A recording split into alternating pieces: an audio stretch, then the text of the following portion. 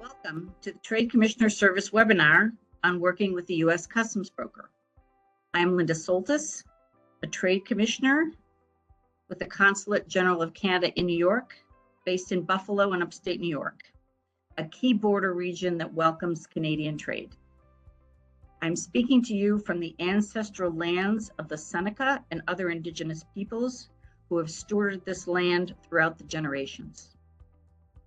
Before we launch into the customs brokers discussion, I would like to introduce my in-country colleague, Kurt DeVries, who will explain the role of the Trade Commissioner Service. Over to you, Kurt. Hi, everybody. It's a pleasure to be here. Thanks, Linda. My name is Kurt DeVries, and I am Linda's counterpart based in Canada in Toronto, Ontario. And it's always a pleasure to do these things together. I'm part of a government department that has been around for about 130 years. And we are in 162 places around the world, and we're organized into sectors to help Canada's economy grow. And we do this by working and facilitating trade relations, which is really buyer meets seller. And we do it through investment, helping investment come in the country or helping Canadian investment go out, as long as there's a revenue stream coming in. We work on partnerships, which typically tend to be with our university ecosystem and international industrial players. These are very wide baskets. These are very broad, but really to look at the granular level of our service, we can do really 5 baskets. We prepare companies to go overseas in markets that they haven't been to before. We assess them. We assess them from their potential to deliver their product or good or service to the market, and if there actually is a demand for what they have in the market. We provide opportunities or qualified contacts. And this is typically why most people want to know us or want to know me, is they want the network. And we have a very deep domestic network in Canada, which goes in all sorts of directions and many supply chains, because we are client facing. Like Linda and I, we work for the government, but quite often we're immersed in the private sector, like 24/7, very many times per year. And that's kind of a unique role.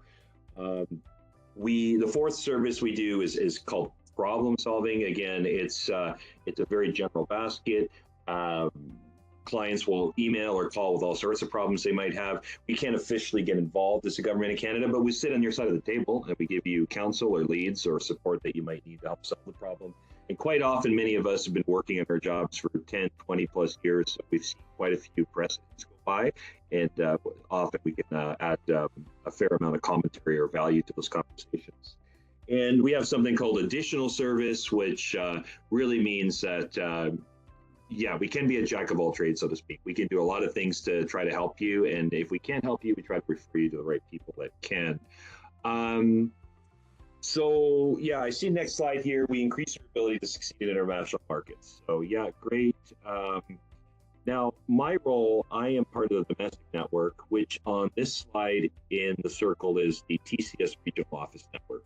And there's a few regional offices across the country. We have an office in every major province and region in Canada. So Ontario, Toronto is our main office for the RO in Ontario region. It's the largest team. We have one in Montreal, Quebec. We have some out east. We have some in the center of Canada, out west, and even up north into the territories.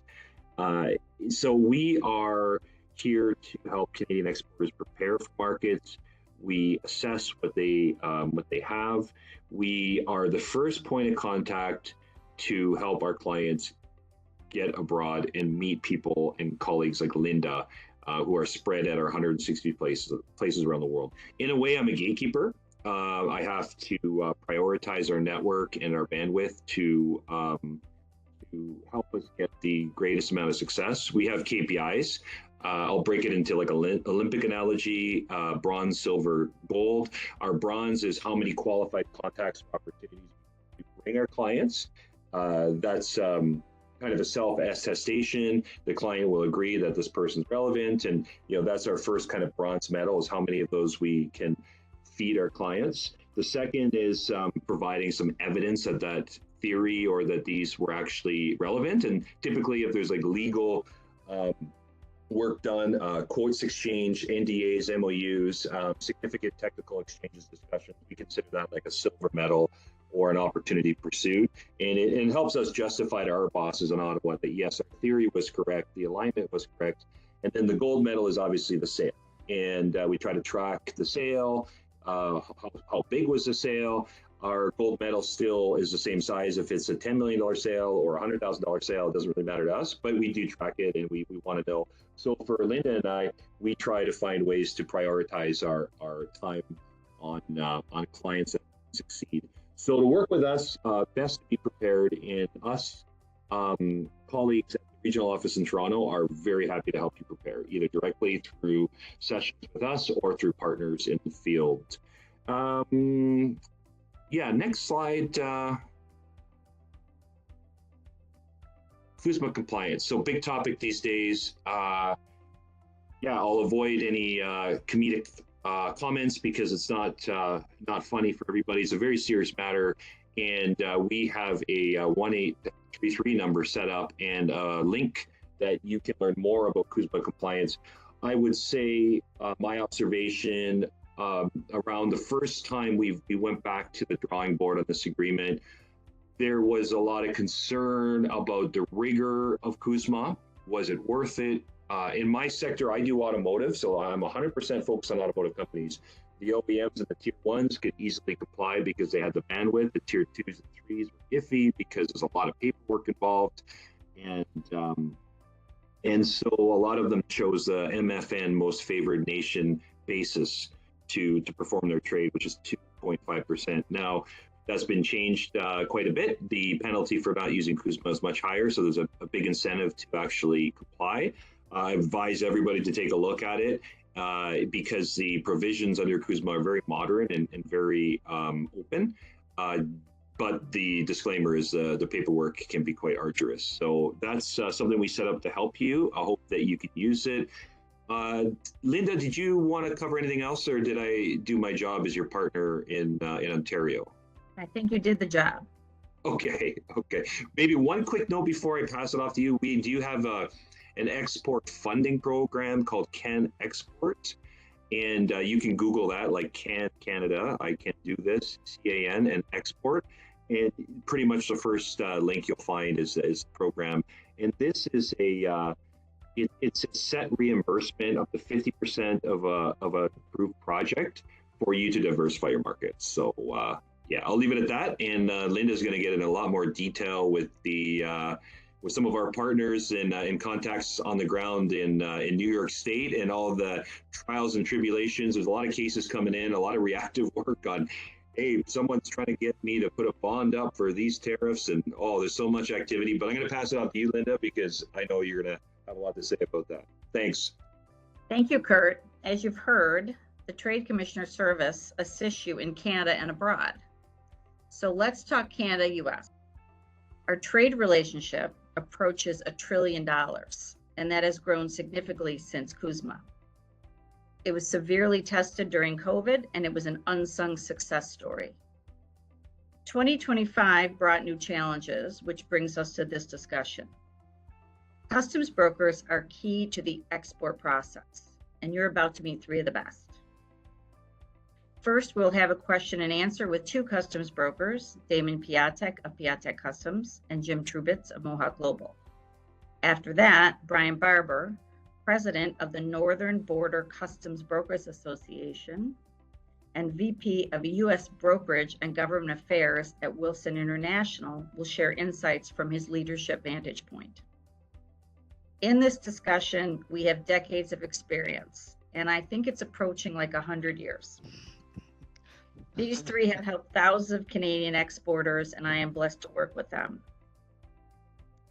I'd like to ask our speakers to first introduce themselves and their companies, beginning with Damon, then Jim, then Brian. Damon? Damon Piatek, President and CEO of Piatek Customs and Logistics. I'm a licensed U.S. customs broker, and I've been in the international trade and logistics industry for approximately 30 years. Been working with a lot of companies out of Canada, but we also do entries from any country in the world into the U.S. at all 328 ports. Hi, Jim? Jim Trubitz with Mohawk Global, Vice President of Business Development over here. Have over 40 years of experience on the border, plus courier and air and ocean as well. So go ahead, Brian, take it from there. Yeah. All right, thanks, Jim. So I'm Brian Barber with Wilson International. So firstly, we're a full-service Canadian and U.S. licensed customs broker with deep roots along the Can-Am border. Our corporate headquarters is in Mississauga, Ontario. I'm based in Buffalo, New York. And throughout my years at Wilson, I've held a series of progressing operational and regulatory roles. Currently serving as Linda mentioned, our Vice President of U.S. Brokerage Operations and Government Affairs. I, as well, am a licensed customs broker and certified customs specialist, both in Canada and the U.S. I'm the corporate license qualifier for my organization, and I'm responsible for all of our regulatory policies, compliance, industry representation, and government relations. Linda also mentioned that I'm currently serving my second term as the president of the Northern Border Customs Brokers Association. So we have members spanning the entire Can-Am border, as we like to say, from Maine to Blaine. And our membership specializes in the land border environment where volume and velocity count the most. Just additional industry participation, I'm a board member for the National Customs Brokers and Forwarders Association of America, where I also represent the Northern Border. I'm also serving my second appointed term to the Commercial Customs Operations Advisory Committee, or the COAC, where I lead a couple of working groups, including broker modernization and also modernized entry processing. So thank you for allowing me to be here today. Thank you, Brian, and we look forward to your commentary to close our session. So now we move on to the questions. I will ask Jim and Damon to answer each question in alternating order. So our first question: when and why should a Canadian exporter work with a U.S. customs broker? Jim, can you kick us off? Sure. So we have a concept in the United States when importing, and that's called reasonable care. And U.S. Customs has actually named several experts in that. One of them would be a U.S. broker, another one would be a U.S. Customs attorney, or a U.S. accountant. So let's say that you work with your Canadian broker for guidance. Customs would not perceive that as demonstrating reasonable care. So it's very important that you work with a licensed broker in the United States to make sure you're exercising your reasonable care and you're meeting your compliance obligations with the U.S. Customs. Yeah, and you're going to want to get engaged with a broker, a U.S. customs broker, as soon as possible. As soon as you think you're going to export to the United States, you want to engage with somebody to get the right compliance steps, to understand what you're responsible for as a Canadian company, and then to help make some business decisions. You know, in the U.S., you can act as a non-resident importer as a Canadian company, and you could take some of that burden away from your companies that you're selling to, your customers in the United States. So the earlier you get a customs broker involved, the better off you are. Okay. When selecting a broker, what kind of questions should a Canadian exporter ask? And can you share examples from your Canadian client base? Damon? Sure. So I always like to say that there's two different types of customs brokers in the industry. There's transactional-based customs brokers, and then there's operational-based customs brokers. Your transactional customs brokers are just going to be pushing paper and making sure that the entry's filed, and they're not going to take any, they're not going to give you any assistance. And that'll be a fit for some companies, but for most small to medium-sized businesses, you're really going to want an operational-based customs broker that's going to be part of your organization, that's going to become an extension of your team. What you're really looking to ask is, when I call in, who am I talking to? Are you talking to a customer service rep, or do you actually have access to a licensed U.S. customs broker? That's what you want to ask. You want to be able to have access to the experts, not just customer service people. Damon, I agree wholeheartedly. One of the things that I always tell a Canadian company that's looking to enter this market is, does that broker you're working with have that expertise? in that product line as well. Because let's face it, if you're great with steel, but you don't really know anything about textiles, that could cause problems for that poor party that's just trying to get into that market. And one of my favorite success stories is actually a company out of Toronto that they thought their goods qualified under CUSMA or USMCA for textile. Turned out that none of the product did because it was all foreign fabric. So we actually worked with Linda and her group and DFATE in Ottawa, and it actually was able to get them a TPL certificate, and they were able to bring the stuff in duty free.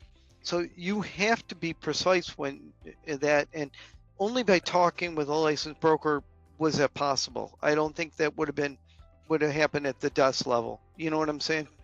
Oh yeah, you really have to understand the product, and that's where the conversation comes in. We just had a customer come on board that was importing oat milk into the United States and used 3 other customs brokers. Each time they got rejected at the border, and what was happening was the brokers were not telling them about the organic certifications that were needed to bring it across certain FDA requirements with FSVP. So you're really going to need, I can't stress it enough. You need to work with somebody who's going to be part of your team that's going to help you understand the regulations, because oat milk and steel and textiles, very different regulations. You have to understand them all. So I just want to build on that too. Every one of these scenarios that we talk about when you're talking with that exporter is unique, and you have to be asking questions and drawing that information out of them. You know what I mean? You have to know what questions to ask, and you got to know where to start. And every product, whatever it is different, and it's not necessarily just the customs aspect of it that gets murky. It's the other government agencies that are involved: FDA, DOT, EPA, steel. It's a maze of information that you really have to have a partner with. Yep. One question: can you quickly explain, Jim, what the tariff preference level is? Sure. So with every one of these free trade agreements, just not even CUSMA, USMCA, but other free trade agreements as well, they recognize a lot of this man-made fiber and sometimes wool fibers are not available in one of those free trade countries. So they allow a certain level of stuff to be brought in and made with it, provided the quota's not filled, for one, and you have the proper documentation. Yeah. Okay. So before we discuss the actual export process, let's level set and talk CUSMA or USMCA, because it is integral to most export scenarios. CUSMA was a much needed update of 1993 NAFTA. It went into effect July 2020, so we're actually having 5th anniversary. And it was a product of the first Trump administration. This question, this is a 2-part. I'm going to read a couple different questions before I ask you to answer. What is CUSMA's status, and can you describe the range of products it covers? What benefit do you receive for qualifying goods under CUSMA? Okay, so CUSMA is very important because and I think Kurt said it best right now. There's so many companies that weren't really taking advantage of it because maybe they only had to pay 2.5% duty, but now it's become a greater issue, a greater concern, and a lot of companies now are saying, I have to look and see if my goods qualify for this free trade agreement. So Linda, this free trade agreement is going to eliminate duties and something called a merchandise processing fee that we're going to see at the border. That was what always intended to do. Now, because of the Trump tariffs under IEEPA, which we would also known as the drug tariff, and the reciprocal tariff of 10%, those can be eliminated by qualifying your goods under the CUSMA USMCA. Okay. I have to say something here, and this is really, really important. The auto tariffs and the metal tariffs still apply. So you could be excluded from You could qualify your goods under CUSMA USMCA, but still be facing additional duties under the auto tariffs or the metal tariffs. Mhm. Okay, then the next question I'm going to ask you specifically about what tariffs apply, but Damon, could you follow up on Jim's answer to the products that CUSMA covers, how broad you think it is? Sure. So, CUSMA or USMCA is available for any product that's made in Canada, United States, and Mexico. So the tariff is broken up into 97 chapters, 1 through 97, and every product that's in there is eligible for treatment under this trade agreement. You just have to meet either the tariff shift, the regional value content, or the substantial manipulation or substantial transformation of the product into a new product in one of those countries, or a combination of them both. And with the auto parts and autos, there's some additional regulations in there with minimum wage standards and a couple other things that if you're not in the auto industry, it's not worth going into. But it's not a difficult task to understand how CUSMA will affect your products, and it's not a difficult task to apply for CUSMA. It's simply doing your due diligence, understanding where your product is classified, well, getting your product classified properly first, and then understanding how the product qualifies for treatment under the free trade. And it's basically keeping the documentation to prove what you're claiming. And then you have to do that, you update it once a year. But it's a very simple process, and a customs broker, a licensed U.S. customs broker, can help you out with that, no problem. So CUSMA applies to many different products. Yeah. Yep. So what tariffs are in effect right now outside the scope of CUSMA? We hear the terms a lot, and you've referenced them: IEEPA, reciprocal tariffs, 232s, automotive, 301 tariffs. Can you define these for us? Sure. So your 232 tariffs are going to include anything that's made out of steel and aluminum, and that also includes the auto and the auto parts. There's lists out there for all of these tariffs. A big thing that you need to do is, if you are trading with the U.S. or exporting to the U.S., sign up with the CSMS messages through CBP. They're going to give you the first line of information on all of these updates. All of the lists are going to be available there through the CSMS messages. Talk to your customs broker, but to understand what applies to you, that's your best source of information. Your IEEPA is like Jim said previously, is the Emergency Powers Act, and then your 301 duties, those are specifically for China and Chinese goods. And that was, I think, back to a trade agreement in 1962, if I'm not mistaken. But those are enacted under, the Trump administration is pulling these out of the woodwork, and they've been dormant for a long time. But that's the powers that he's using from these older trade acts that he can use. So 301 is China, 232 is steel and aluminum, and there's separate lists for different products of either primary forms, or now just recently, or before we got on, Jim was talking about it, we have the addition that just came this past, I think it was Friday or late last week, of the appliances under the 232 tariffs. Jim, can I ask you to talk about IEEPA a bit more? Sure. So IEEPA is the fentanyl tariff, and it actually applies to 3 countries. These were the ones that were singled out by the White House. One of them, of course, was China, and that one that is leveled off at 20% right now. It was 10, and then they added another 10 to it. Canada and Mexico were also going to be subject to IEEPA, which is that fentanyl or drug tariff, as it's referred to. That's at 25%. But if your goods qualify for CUSMA or USMCA, it's deferred. There is nothing on that. When it comes to the 232 for the metal tariffs, the aluminum and steel, Presently, those are at 50%. And so this is where I'm sure Damon's going to echo this as well. We're spending more time talking probably about the metal tariffs than anything else, because if their goods qualify for CUSMA, but they're subject to the metal tariffs, there's all types of questions and all types of layers, and it's based on documentation. So what do I mean by that?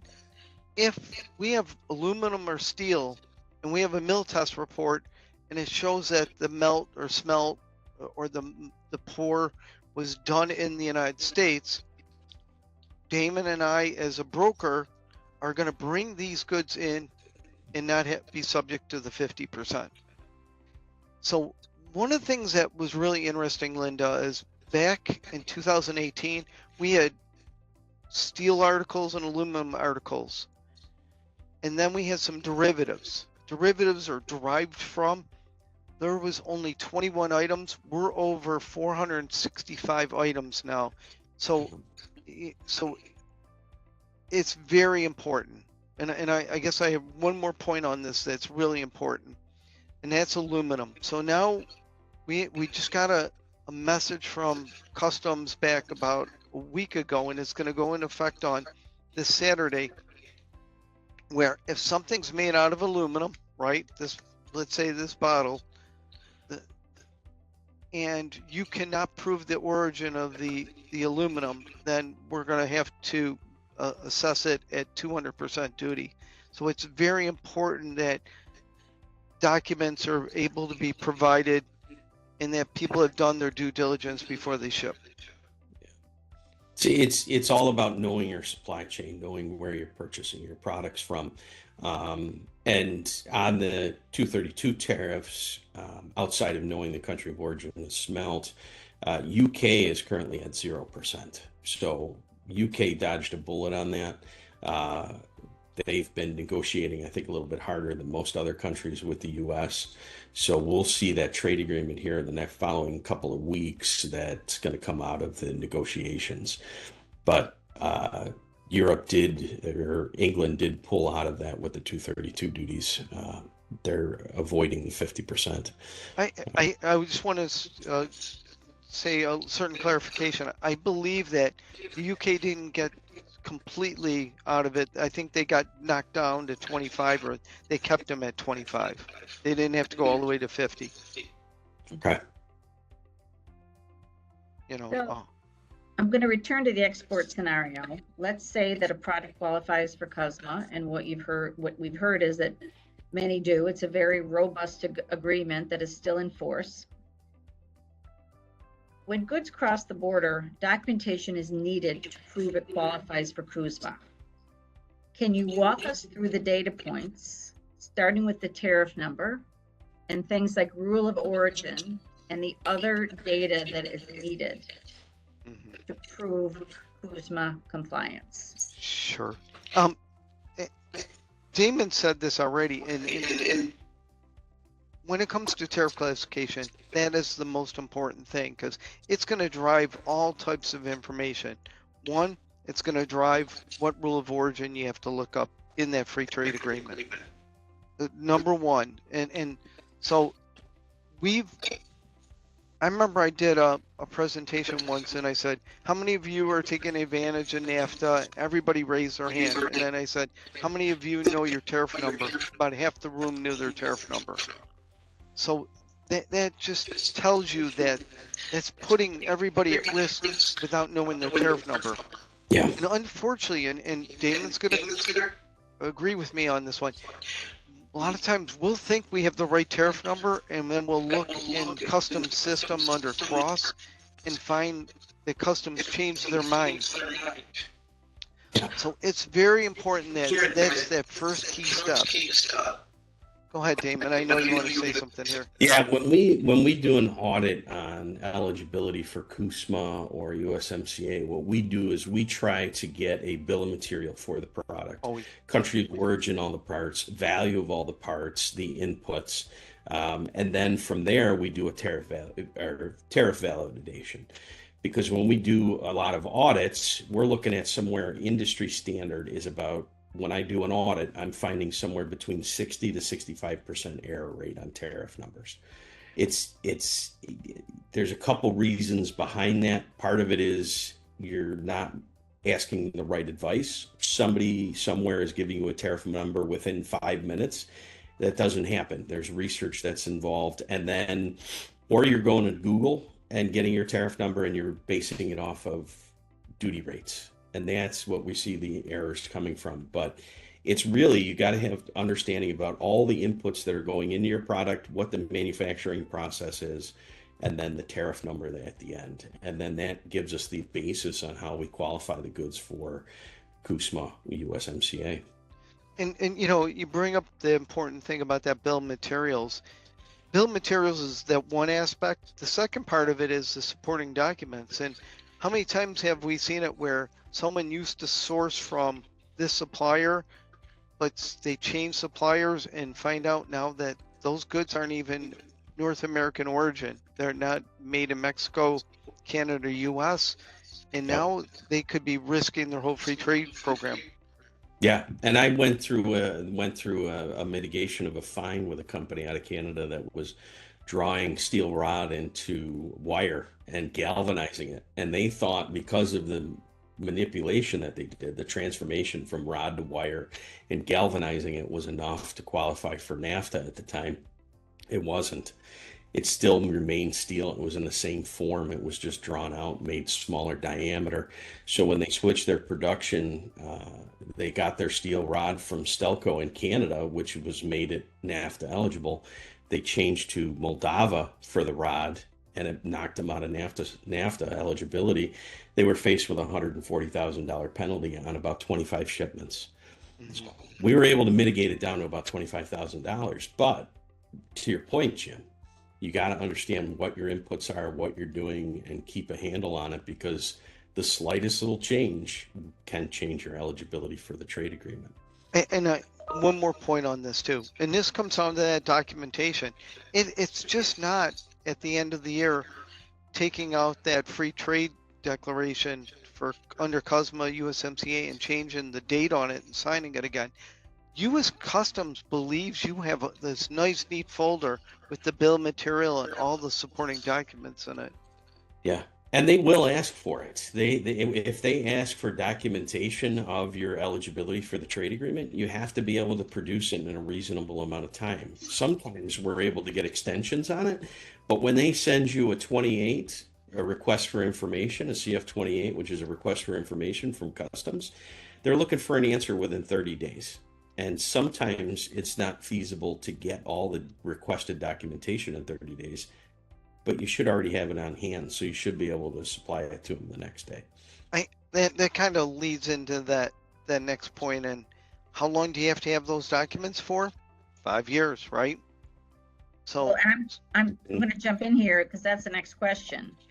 Can you break down the company's responsibility for CUSMA documentation versus the role of the customs broker? Mm-hmm. What does the company need to do and collect? So a customs broker is like an accountant. You give us the information and we're responsible for transmitting it to customs accurately and true and in reasonable time. We don't have the responsibility of maintaining all of these records. We will keep a copy of a NAFTA certificate or CUSMA or USMCA certificate on file for the company, but we don't keep the supporting documentation. That's your responsibility. So you should be either sending a blanket NAFTA certificate to your customs broker on a yearly basis, and then if there's any changes, updating your customs broker, or you should be sending a certificate with each individual transaction that's being processed at the border. And then you have to maintain those documents for 5 years, like Jim said.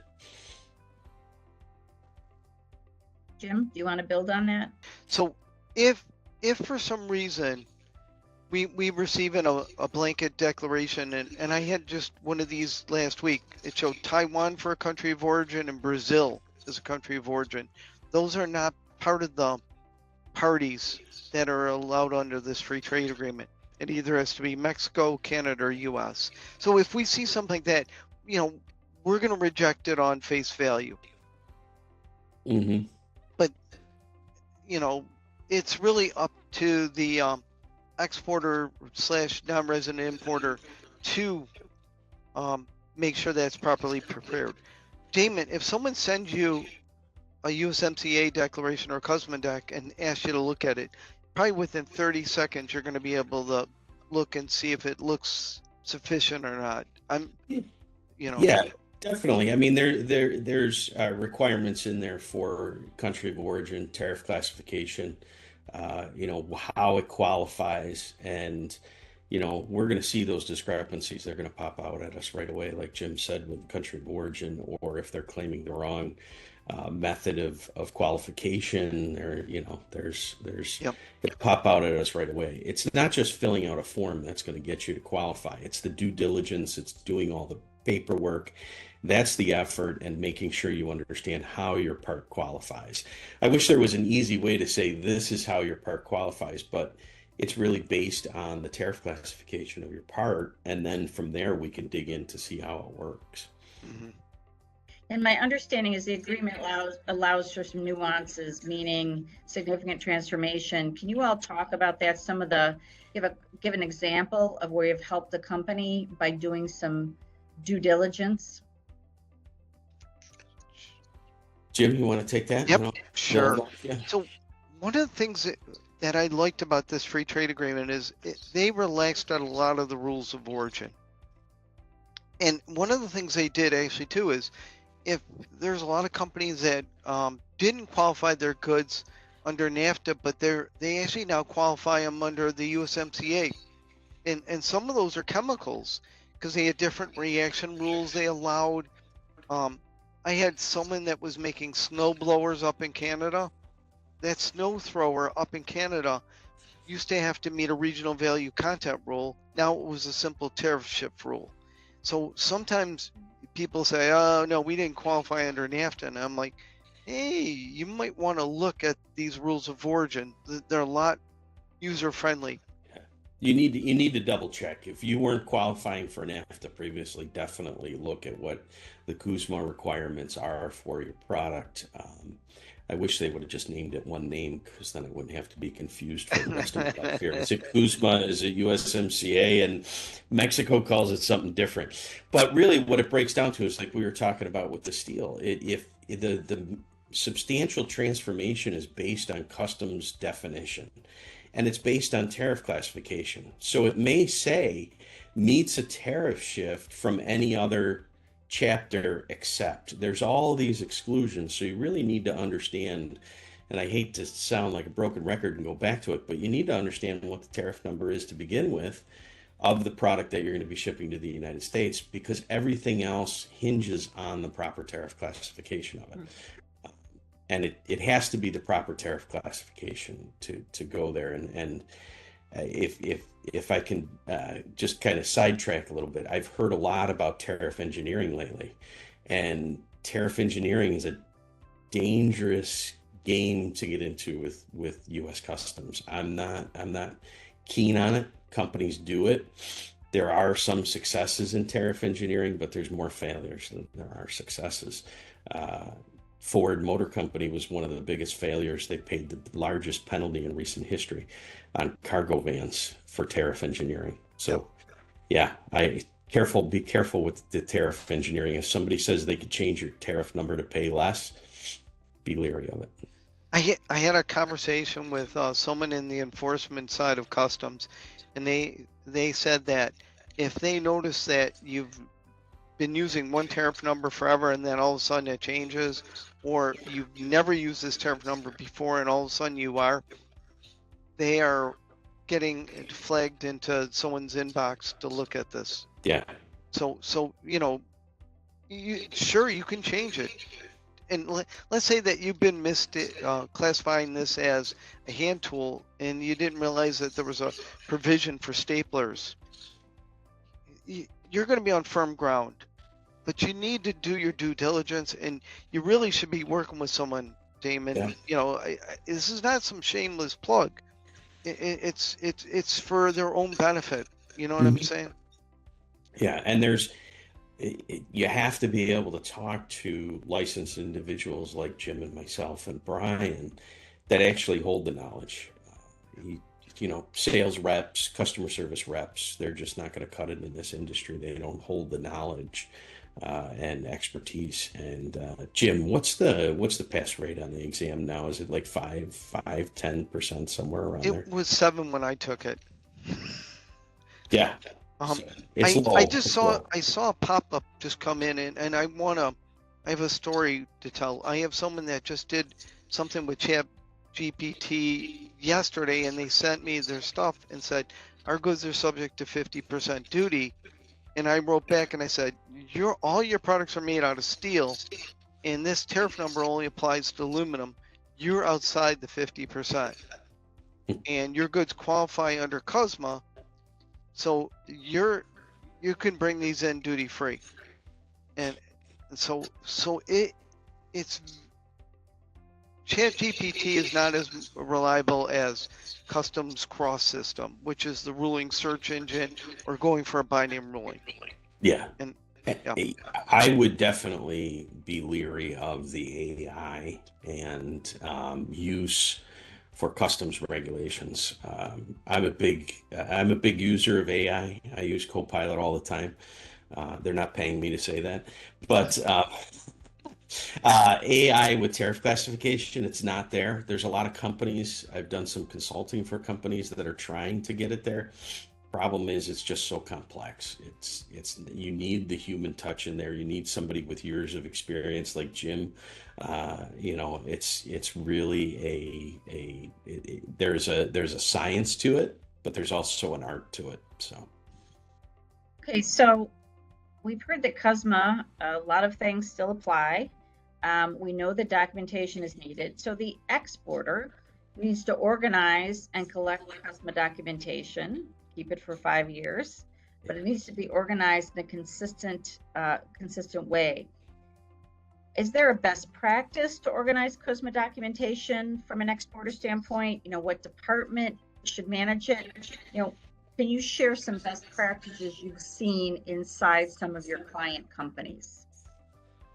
Yeah, I think the easiest way to do it is to have your overall, if you want like an order of it, it's holding your general CUSMA certificate. And then behind that, you have each individual product with its packet of the due diligence, which is the breakdown of all the parts, the substantiation of that. So where are you buying it from? Who are your suppliers? Receipts, sales agreements. And then if you're buying something from a CUSMA eligible or USMCA eligible country, then you're a supplier, then you're going to want to back that up with certificates direct from your suppliers. And then from there, it's just all your due diligence and keeping all that paperwork and then keeping track of it.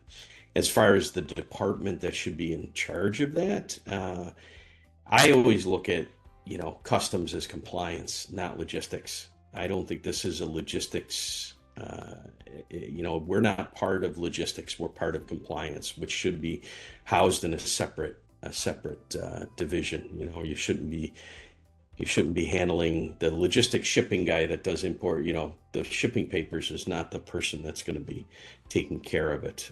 You need somebody in compliance. I can add to that. Last November, Customs issued a CSMS message. This is their notice board. And what they basically said last year was the party that's completing that USMCA or CUSMA declaration should have knowledge. So it may be different in every company that you work for, but Customs is going to reach out to that person because that's the person who completed this form, but also they want that person to have knowledge. So if someone in the logistics department doesn't know about the purchasing and the assembly and the transformation, then they should not be that party signing that declaration. It should be someone that actually does have that knowledge. Okay. In the interest of time, I'm going to cut to this question because we have like 2 or 3 minutes left. Can you share the mistakes you see most often made by Canadian exporters? Okay. Obviously, this is not in any set order, but we're seeing a lot with misclassification, of course, poor documentation, incorrect free trade agreement application, but in valuation. But now probably the biggest one we're seeing is not providing that breakout by value and by weight for aluminum steel products. And these are getting very costly for companies. So companies are going to need to really work on their documentation. And there may be limitations by their ERP system. So they're going to have to provide that information to the broker separately to get that enough information to properly enter these goods and not overpay duties. Yeah. So I just added to the chat the link for Customs website to sign up for the CSMS messages. I think if you are exporting currently, it's important that you sign up for those and you can get that information firsthand on that. But right now, what Customs is looking at, what I'm seeing fines and penalties in, is valuation, its country of origin, and a tariff classification. Those are the top three. A lot of companies are going, hey, I bought it in the United States, I'm returning it to the United States, it's U.S. goods returned. That's not necessarily true. Or I purchased it from a Canadian supplier, it's Canada, qualifies for CUSMA. That's not necessarily true. And right now, with the tariffs, everybody's trying to adjust what value they put on the product. So first sale rule is something that I saw in a news article that you should apply for first sale rule. It's very specific, the terminology of that regulation, and it's not a loophole. It's compliance, and it's a regulation that you could follow. But most companies do not qualify for first sale rule. It's a very specific process, and then they try and use the value from their manufacturer as their import price and their paperwork to the United States. There's very specific regulations and a hierarchy of how to qualify your value for customs purposes in the United States, and it starts with transaction value. So we really have to be careful, and that's the top that I'm seeing mistakes is valuation, classification, and country of origin. Okay, thank you both. You're welcome. Thank you. Anytime. We're now going to hear from Brian Barber, who I said is president of the Northern Border Customs Brokers Association and vice president for U.S. brokerage and government affairs at Wilson International, which is a binational broker. And he has a very interesting perspective given his dual roles. So Brian, can you please share your perspective and your insight on our Can-Am border? Sure. What do you see? Oh, sorry, go ahead. Just what are you seeing? Sure. So absolutely. So I'm going to try to land the plane here with some overarching comments, just state of affairs where things are. Probably queue up a few things that both Jim and Damon talked about, but I really want to hit on the fact that as we've discussed today, Canada and the U.S. have long enjoyed a stable trading relationship, codified in what we've talked about. A lot of USMCA, previously NAFTA.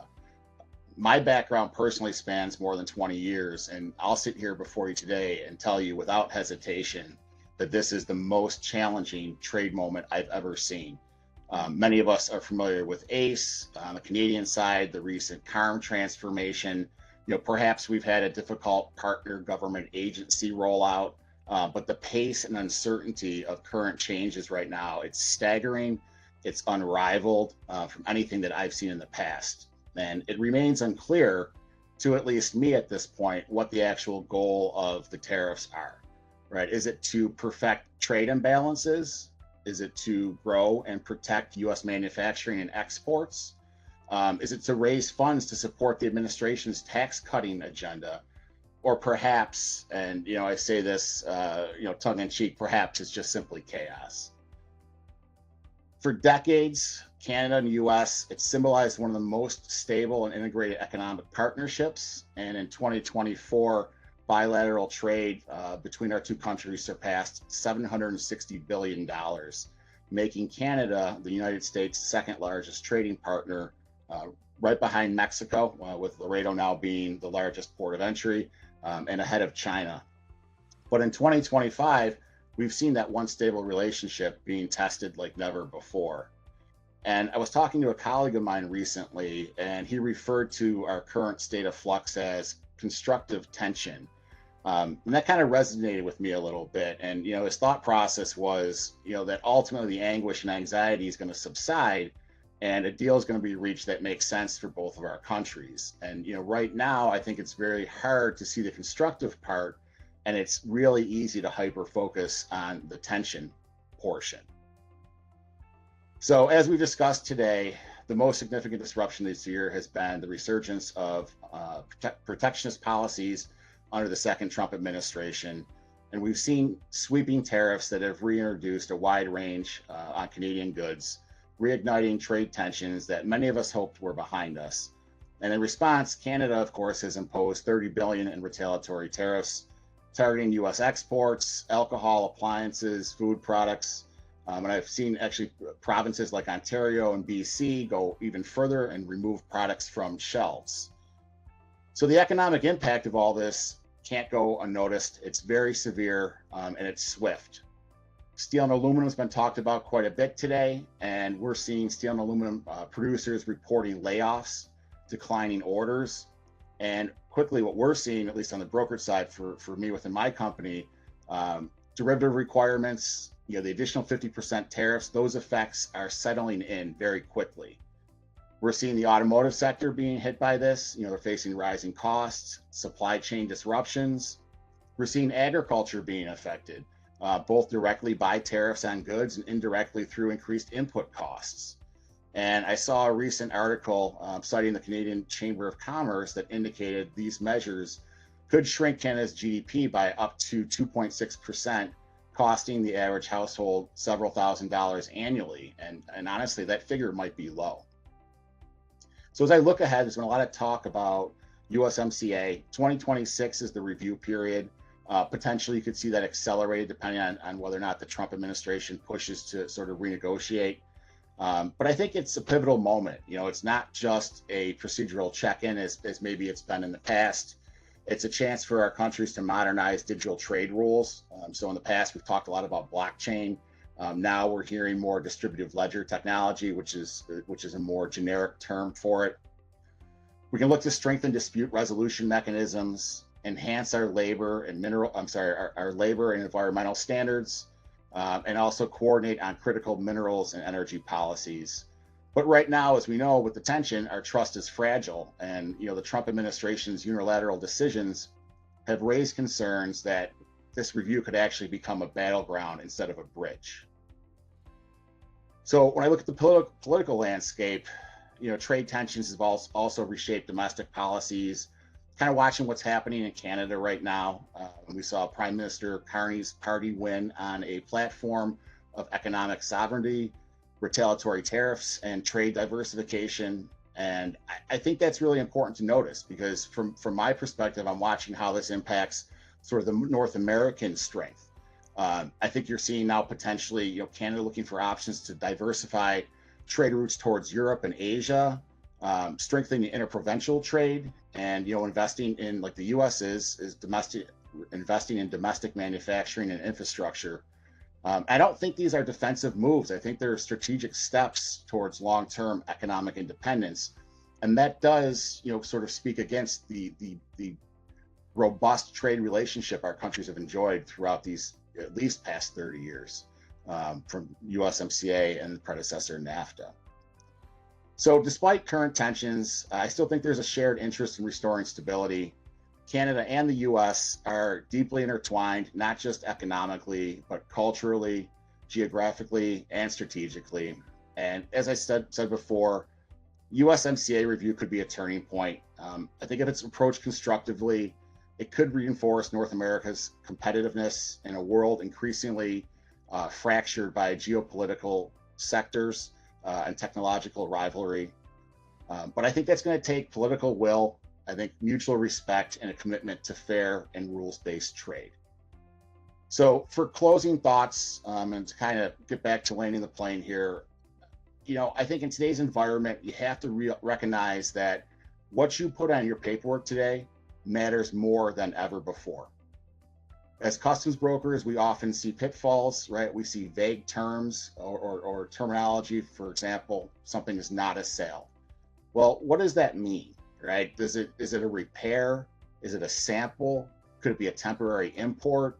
Are you taking allowable deductions, right? We talked a little bit about valuation. Those are pitfalls. People are looking to reduce, obligations to tariffs, and you have to be very specific about it. I think either Jim or Damon was talking about if you change your classification, CBP is going to target that. Like, they're using algorithms and AI to feed CBP. They're getting smarter about how they validate and how they enforce. And I think as traders, as importers, as brokers, we need to be cognizant of that. Are you confident in your tariff classifications? That was talked about heavily today. USMCA eligibility. Are you able to substantiate those claims? That's going to fall with the importer of record, right? I would say continue fostering transparency with your trade partners, right? Whether it's your customs broker, your trade consultant, your potentially attorneys. The best advice, Damon kind of hit on it, right? A tariff classification that's done under duress of a shipment crossing the border that's done in 5 minutes isn't always going to be the best answer.